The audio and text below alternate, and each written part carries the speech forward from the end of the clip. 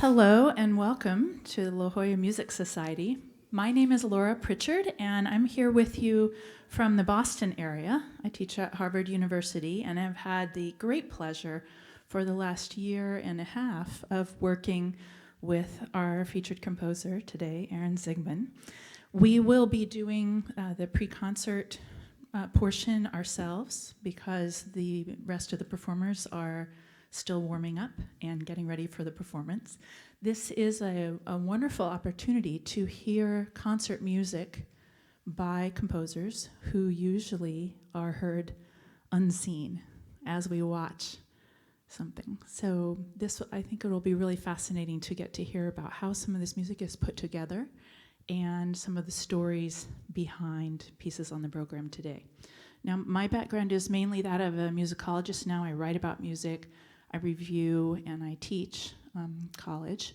But I also have a background as a performer, and up in San Francisco, I'm the assistant director of the symphony chorus there. And that's where Aaron and I met.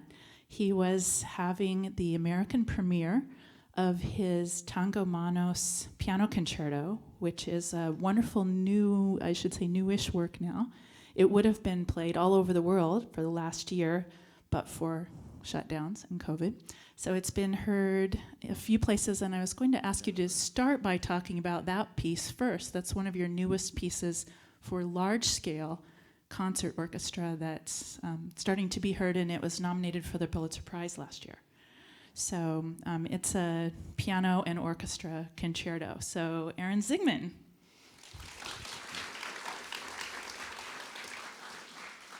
First of all, thank you so much. So what a pleasure to be here. And also, I grew up not too far away from here, so this is a very meaningful experience to be with you all. And what a wonderful organization this is. I mean, I've had the fortune to be present in a few of concerts down here at the Conrad, and oh my goodness, just amazing what everybody's doing. And so I just wanted to start off by saying how fortunate you all are, and fortunate we are to have such a wonderful place to go hear music. But anyway, Tango Manos is a piece I was commissioned to write by the wonderful pianist Jean-Yves Thibaudet in the beginning of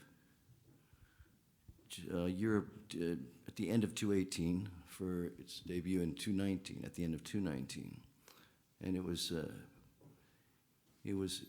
a tango piano concerto, and I say tango in the guise of the way, and the first thing I asked Jean-Yves, I said, how do you feel about the bandeon, which is the traditional instrument, as you know, which maybe many of you know, which is a part of the staple of tango.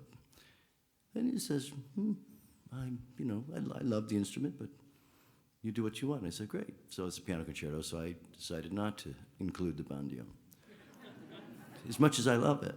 And I'm a huge Astor Piazzolla fan. I think, of course, we can go back to Carlos Gardel. Anyway, I don't need to give a musicology lesson in tango. Anyway. But you mentioned Piazzolla. Piazzolla is a huge... known as a South American composer, but he lived quite a bit of his youth in New York City.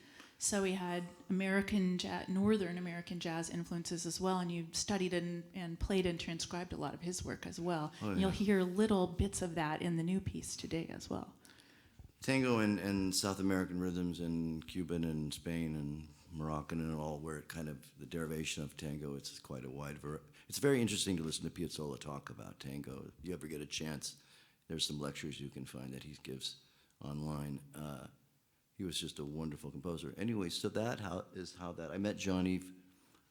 I can't recall quite how we met. I think, he came to one of my, when I was conducting one of my film scores, I think around 2012 or 13. And then he played, we shared piano duties on a film that I wrote the score for with Bryan Cranston called Wakefield, which was released in 2016. Directed and written by Robin Swycord, based on the original story by Nathaniel Hawthorne.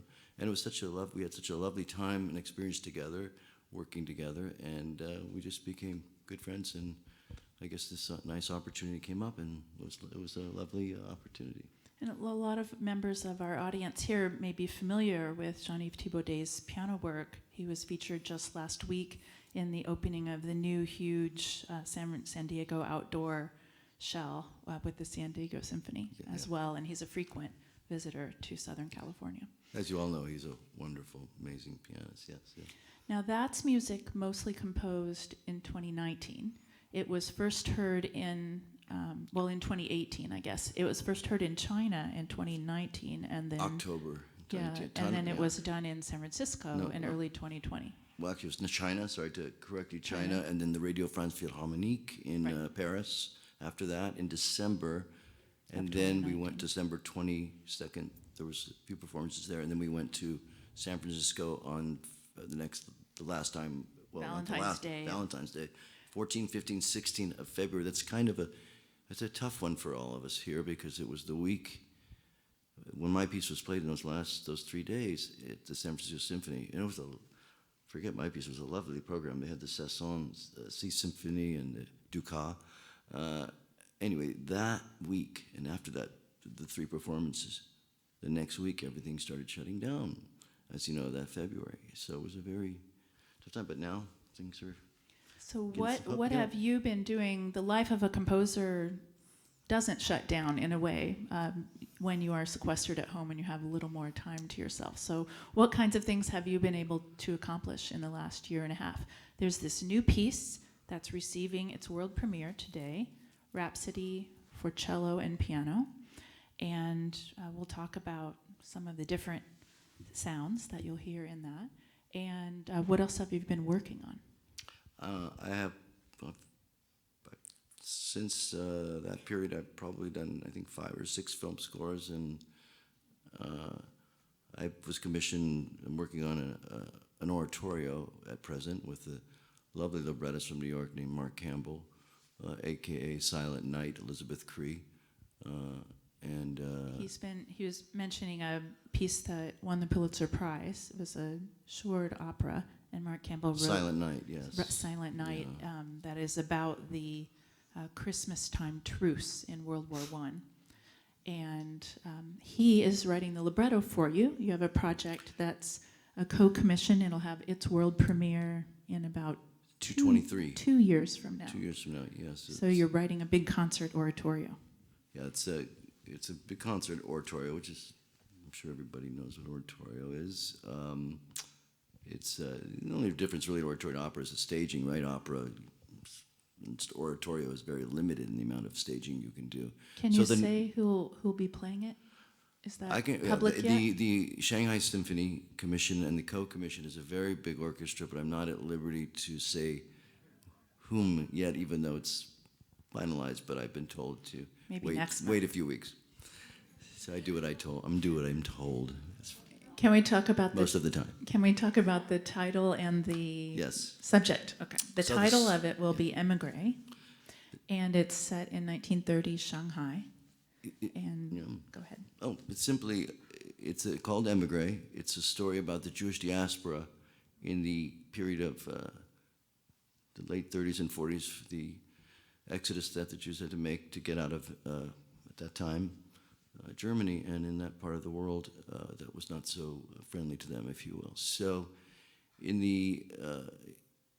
this period, it's a very really my story is basically simply a multicultural love story. It's about 2 young Jewish brothers, or just brothers from Germany, who have to leave. Takes about the period is between takes place between 37 roughly and 42. But as we know, we can only kind of opera and oratorios. Oratorios is the narrative. It's just simply that. It's just about a story about 2 guys that have to go to another country that in China at that time was other than Israel was really the only country in the world that was very open to Jewish refugees. At a certain point, by 42, when the Japanese took over, there was 22 to 25,000 Jewish immigrants in China. And Jews have been coming to China since the 11th century. So it's fascinating. What's been enabled me to do is to get into a part of kind of an esoteric form of history that I didn't know a tremendous amount. I knew some things, but I started reading, the massive amount of material I've read in the last 2.5 years has been quite a lot, and it's a fascinating history. She started going to Kaifeng, China, in the 11th century. So but this is a very heartwarming. The Chinese were so amazing the way that they accepted the Jews, and the two cultures got along so well, and they respected each other so much, which is very, very heartwarming. Now, you've used the word multicultural, and it is true in my experience of listening to your music, especially your concert works, that they have elements that may make a listener think of music from many places, rather than being a whole piece that sounds like a tribute to German classical music, or a whole piece that sounds related to the French tradition. And in this piece that you'll hear today, it's at the beginning of the beginning of the second half of the program. It's a rhapsody, and a rhapsody is kind of an open form. You'll hear an opening theme, and that is developed in variations, and you'll hear it throughout the piece. Very beautiful, and it is in some way inspired by the Jewish Kaddish. So I wondered if you could say a little bit about that main brooding, slow music that they'll hear more than anything else in the piece. First of all, this is one of the most brilliant people I've ever met, but I hate correcting her. So Yes, correct me. let me start off that. So I'm going to do my apology right up front. No, go ahead. But it's not really based on the Kaddish. There's a little section in the first, well, it's a rhapsody, so it's one movement, but it's really based into 3 sections. An andante kind of form in the front, and in that first part, there's a little bit of in my brain was kind of the first part of the Kaddish. Yikadol, Yikadash, Merab, there's about 6 to 8, 9 words that just, for some reason, just flew out of me. And it really came from when my grandmother passed. Anyway, I wrote it for her. It's a very rhythmic. So anyway, it's very rhythmic. It's not really, the Kaddish just has a small, tiny, we writers, I can speak, I think, pervasively for lots of composers, other than myself. In concert music especially, film kind of tells us what to do, but but still, even if film tells you what to do, you still have to relate personal experiences to whatever's going on. So, but we're here to listen to music, and we're not seeing images. So, especially in concert music, which to me, in a way, I almost prefer writing in it to a degree, because everything has a story. It's not just 4 bars of music that doesn't mean anything. I think for all of us that write, there's something to do with what we've listened to over a period of years. It's the old expression, we are what we read, we are what we eat, we are what we listen to. So I like to think of the pieces that I write as I've tried my very best over the years to attain my own voice. But it's a voice based out of extreme humility, because you'll never be as good as the people before you. You can only learn from them and try to kind of take that, and then, of course, try to say something original. So that is kind of how this piece is like, and all my other pieces are kind of pretty much. Now, as the piece goes on, it's about 14 minutes, 15 minutes? Yeah. And it, as I mentioned, it has sort of a brooding aspect to the beginning, but in the middle of the work, you'll hear 2 quicker sections, very rhythmic, very vital. And one is, it's even labeled in your score, so both performers know where it's paying homage to, relates to the music of Chick Corea, jazz musician. I'm going to do a little quick segue. The piece actually started with when I thought about, it really started in the essence of my first thought of bitonality. Bitonality is just based on, if I can explain to the people that, how many people play here and write, or that play piano or play some instrument, so to speak, in the audience. How many Okay, people great. play? So bitonality is based on the tritone, which is basically what we call the flat 5. There's a great lecture by Leonard Bernstein on bitonality, and that's kind of what the opening is based on. I'll play you the chord. Let melody. Ooh, here we go. The melody of the opening piece,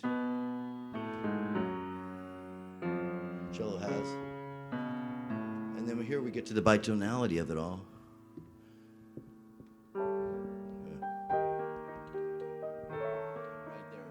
Right there is the bitonal chord.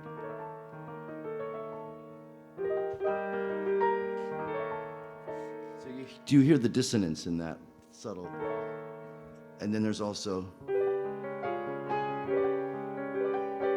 so that interval is called the tritone, which is essentially until, I would say, here's where you come in, until probably the latter part of the 19th century was considered the devil's interval. In fact, if this interval was written in the 17th, what did you say, 17th, 16th, 17th? There's a treatise from 1375 where the Catholic Church identifies those two notes and names them diabolus in musica and asks that people not compose with them and not incorporate them into melodies being sung in sacred music.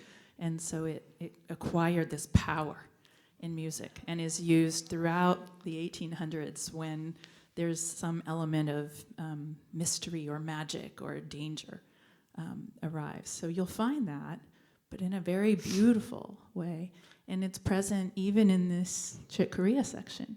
And you're a jazz pianist as well, a studio pianist. I started out in classical, and my mother started me into playing, and then so it was all about classical music. But I discovered jazz.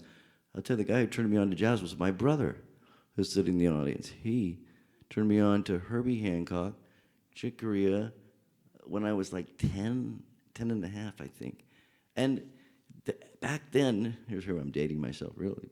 In the 70s, early 70s, what is it, 72, right, Josh, 73? So there's the album covers back then. Do you remember when album covers were great, right? Who misses vinyl? I do. Okay, great, awesome. So, I mean, the coloring of hearing all this, in fact, so Chopin, Opus 14, the Prelude. He's going to play for you a little bit of there's one chord in there. Prelude in One time E I was minor. playing it, and my mom and I went to this. There's this voicing in that, and when I came to this chord, this E minor major 7 chord, I'm like 9 years old, or I'm going 8 or whatever I was, and I'm just, she's like, wrong note. And then, I started playing it in other octaves. I'm like, somehow that happened in right? That is just, it's uncanny in that Chopin would have administered a voicing like that, would have composed a voicing like that. But that's what turned me on, and combination with my brother. And so, of course, I had kept up my classical studies, there's so many great jazz. There were some great jazz pianists here in San Diego. We have some incredible musicians that have gone up to do incredible things in Los Angeles and all over the world. But that's pretty much, there was I could really quickly say, I'm watching the clock here, Butch Lacey. There was, I studied with you. Butch Lacey, you remember Butch Lacey? Oh, he was like a modern day Bill Evans. When I snuck into a club in La Jolla when I was about 14 to 13, I was, oh my goodness. And there was another guy I studied with who I've recently got in touch with again, named Rocky Slight.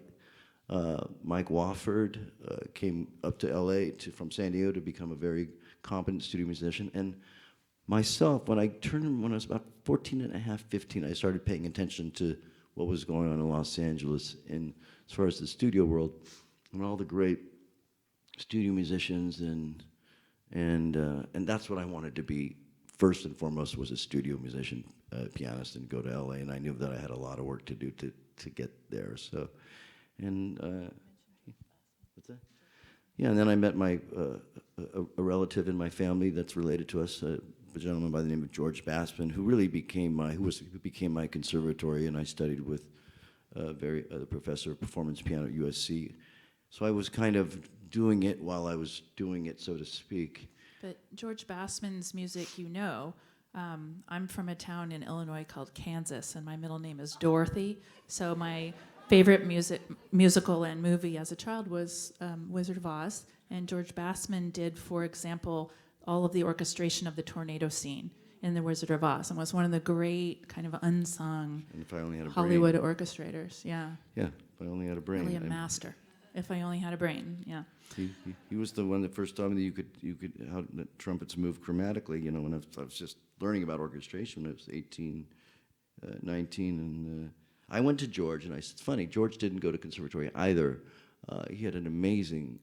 You can look him up. He had an incredible career. He wrote the score for Marty. Postman Always Rings Twice. He wrote the song "Getting Sentimental Over You." He kind of. So that was your conservatory. Yeah, and I said to him one day, I said, how am I going to be the orchestrator and composer that you are? How do I going to do this? And he went into his library. I still have the book and the date and the signature. And he comes down and goes in his library and comes out.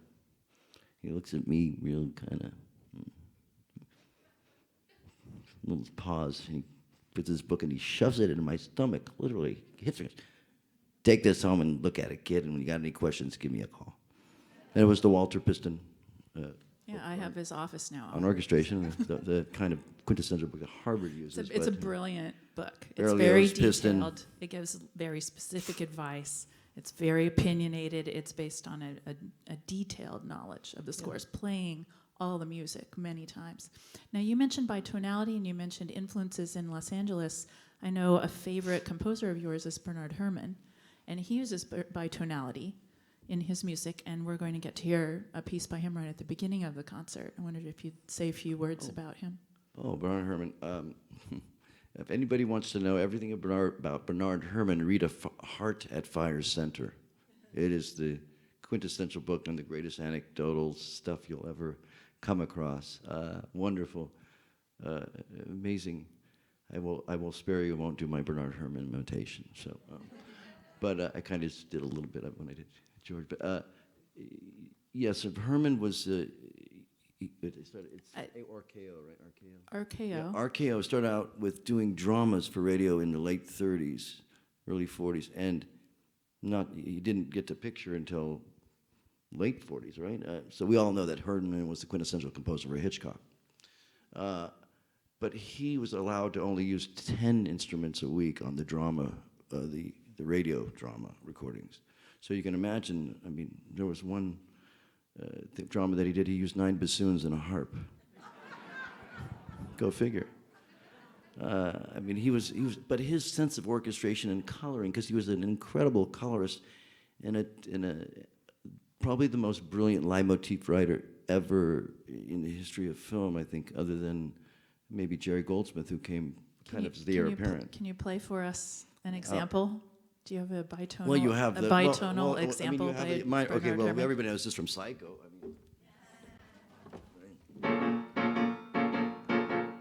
Right? So we start that's of course the minor major 7 of it all. But if you want to know, in my view, everything about Bernard Herrmann in 13 minutes, listen to the quartet. It's called Echoes. I don't know if anybody ever hear Echoes. It is. You can find it online now. You can find most things online. Absolutely. Echoes is the name. And in the middle of it, all of a sudden he goes from this very kind of dissonant quality, and it's a quartet, and it's just very like it says Echoes. It's and then first violin, viola answers this, then he starts with the cello, and then he comes to a section where he just plays these straight, very Bernard Herrmann type like chords, very major, simplistic, not dense and dissonant type of voicings. And I always wondered, and this was 23, 4 years ago, when I discovered why is he doing this? And then when I read more about him, his favorite composer, Charles Ives.